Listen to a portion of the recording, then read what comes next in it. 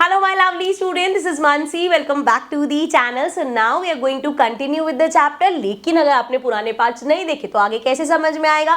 पहले पुराने सारे पार्ट्स देख के आओ, फिर आगे कंटिन्यू करते हैं. So now equivalent fractions. Equivalent fractions क्या होता है? नाम से ही पता चल रहा है. Equivalent मतलब ऐसी fractions जो equal हो. Equivalent word से ही आप समझ सकते हो किसी चीज की बात हो रही है, फ्रैक्शंस की बात हो रही है जो इक्वल है. जैसे कि कैसी फ्रैक्शंस इक्वल हो सकती हैं?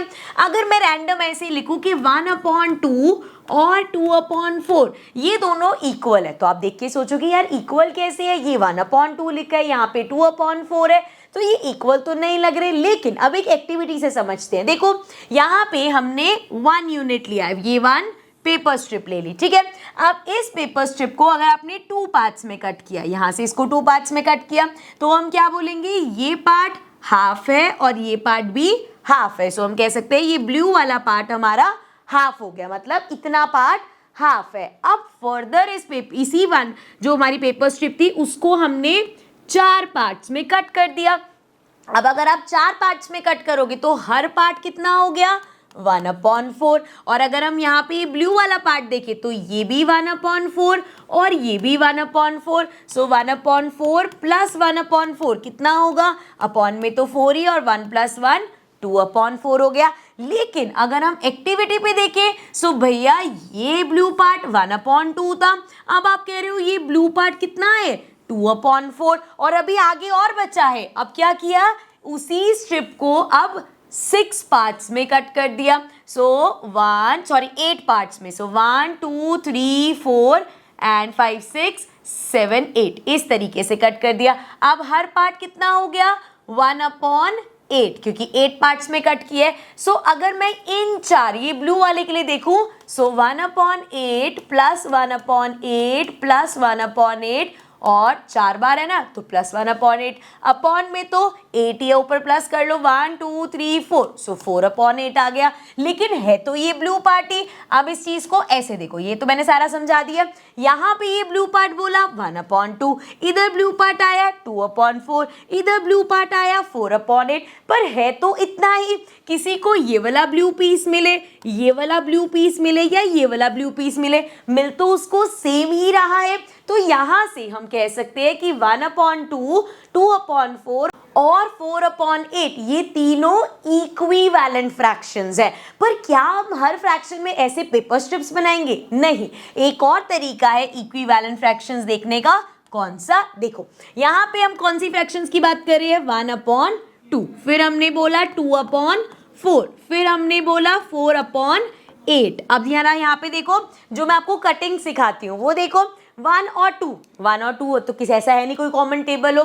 जैसे 2/4, 2 भी और 4 भी दोनों 2 के टेबल में आते हैं. कैसे? 2 1 = 2, 2 2 = 4.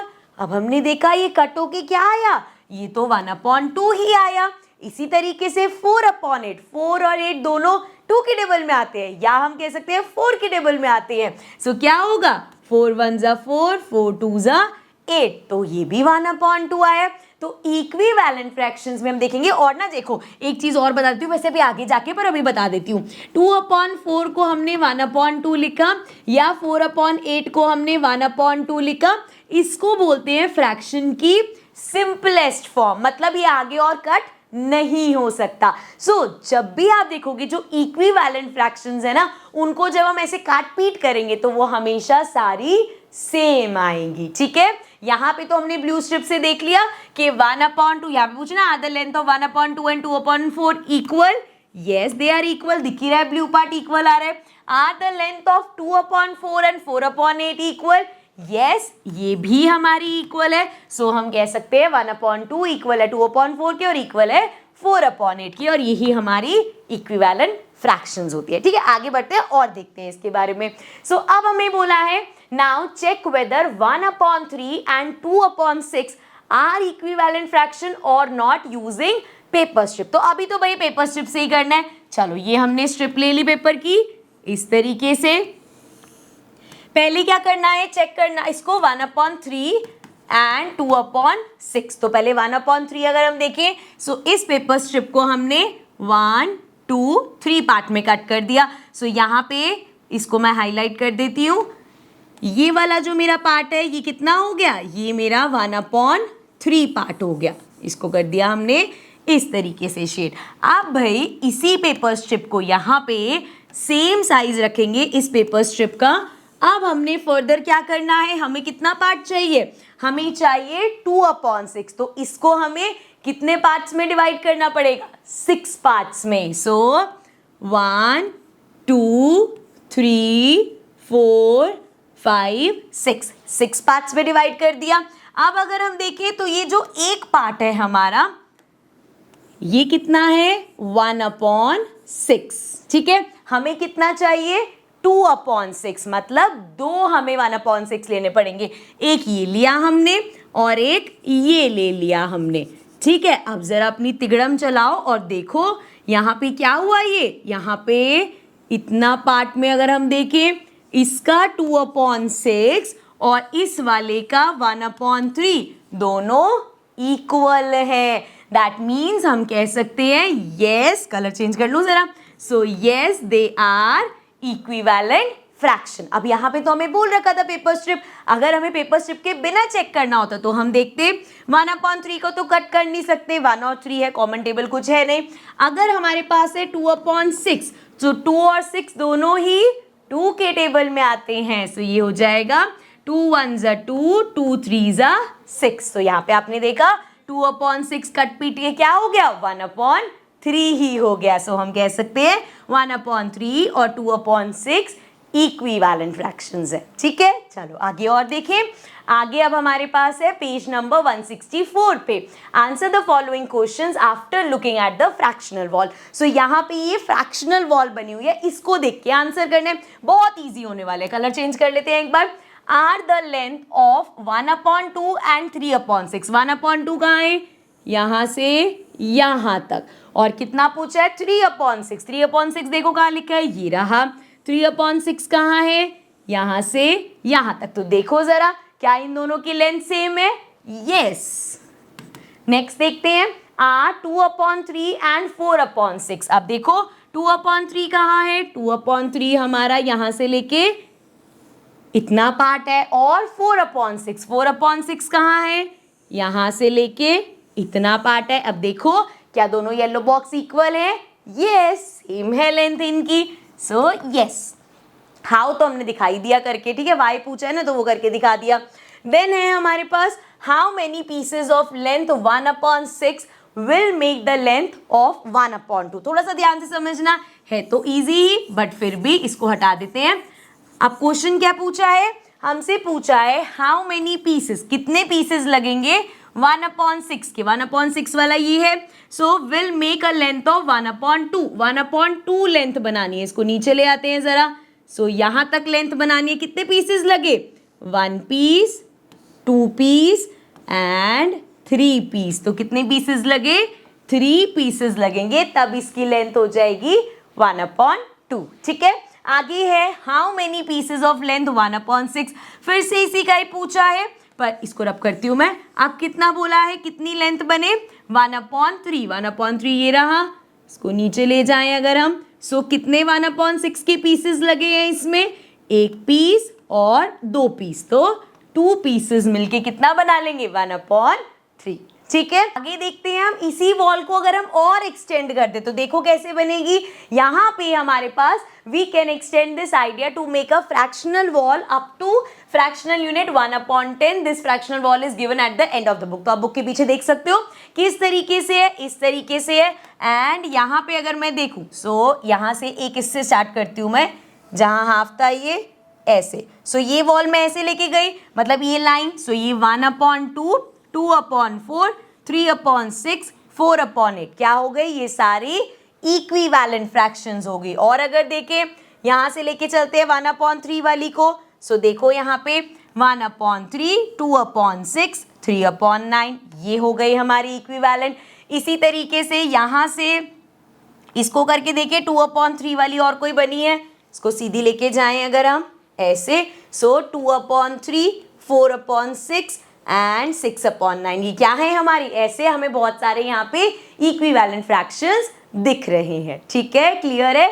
चलो अब आगे बढ़ जाते हैं। अब हमारे पास पेज नंबर 165 पे फिगर इट आउट है, जिसमें पहला क्वेश्चन है 8, 3/6, 4/8 एंड 5/10 इक्विवेलेंट फ्रैक्शन y। अब पूरी पेपर स्ट्रिप खोल के तो बैठेंगे नहीं हम, सिंपल क्या करेंगे, एक हमारे पास है 3/6, एक हमारे पास है 4/8 और एक हमारे पास है 5/10। अब इनको सिंपलेस्ट फॉर्म में लाके देखते हैं। सो 3 और 6, अब इसमें सोचो कौन से टेबल में आते हैं 3 और 6 दोनों, 3 के टेबल में आते हैं। सो 3 1s are 3 and 3 2s are 6। ठीक है, बेसिकली हम क्या कर रहे हैं, इसको डिवाइड किया 3 से और इसको भी डिवाइड किया 3 से। 3 को 3 से डिवाइड किया 1, 6 को 3 से डिवाइड किया 2। इसी तरीके से 4 और 8 में देखो, 4 और 8 दोनों किसके टेबल में आते हैं, 4 के टेबल में ही आते हैं। सो 4 1s are 4 and 4 2s are 8। इसी तरीके से 5 और 10, 5 1s are 5, 5 2s are 10। अब आपने देखा इन सभी फ्रैक्शन को जब मैंने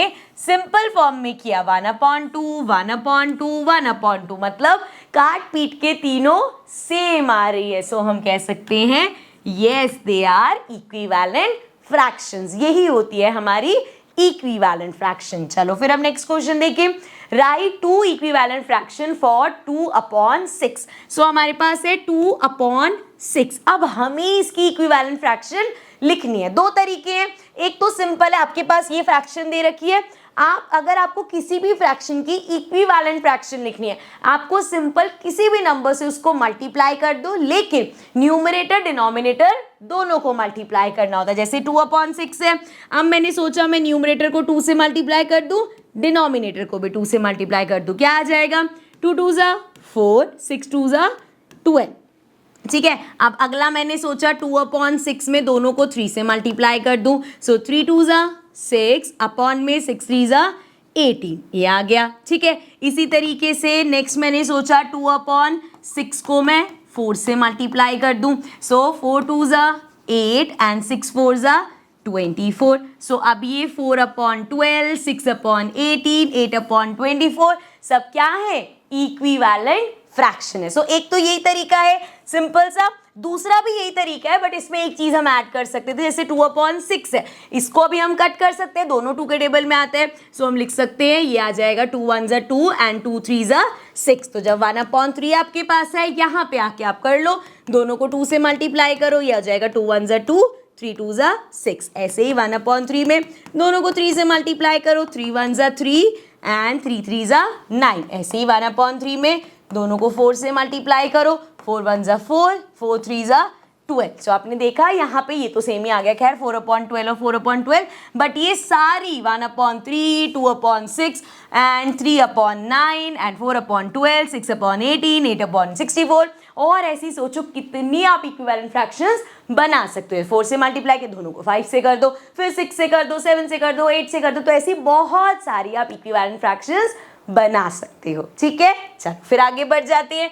नेक्स्ट है हमारे पास question number 3, 4/6 equals to dash dash dash dash, right as many as you can. So हमारे पास ये क्या है, 4/6। तो एक तो ऑप्शन है इसी को ही मल्टीप्लाई करते रहो, या आप इसको स्मॉलेस्ट फॉर्म में कर लो। पहले 4 और 6 दोनों ही 2 के टेबल में आते हैं, सो 2/3 आ सकता है। ठीक है, सो 2/3, 2 से मल्टीप्लाई, अच्छा 2 से मल्टीप्लाई करके तो सेम ही आ जाएगा, 3 से मल्टीप्लाई करते, 2 से मल्टीप्लाई करोगे यही आ जाएगा। ठीक है, 3 से मल्टीप्लाई करेंगे ये आ जाएगा 3 2s are 6 and 3 3s are 9। इसी तरीके से 2/3 को 4 से मल्टीप्लाई करते हैं, 4 2s are 8, 4 3s are 12। ऐसे ही 2/3 को 5 से मल्टीप्लाई कर दो, 5 2s are 10, 5 3s are 15। ऐसे ही 2/3 को 10 से मल्टीप्लाई कर दो, सो 20/30 आ जाएगा। सो ऐसे बहुत सारी आप इक्विवेलेंट फ्रैक्शंस बना सकते हो। ठीक है, क्लियर है। अच्छा ये नहीं, अगर आप मान लो 4/6 को कट ना करते, 4/6 में ही अगर आप ऐसे फर्दर मल्टीप्लाई करते कि अब मैं इसको 3 3 से मल्टीप्लाई कर देता हूँ, तो 4 3s are 12 अपॉन में 18, तो ये भी करेक्ट होता, कैसे भी कर सकते हो। ठीक है, तो इस पार्ट को यहीं पे ही एंड करते हैं। इसके आगे का जो चैप्टर बचा है, जो पेजेस बचे हैं, उसको कंटिन्यू करेंगे नेक्स्ट पार्ट में। तो मैं मिलूंगी आपसे अगले पार्ट में। Bye bye for now.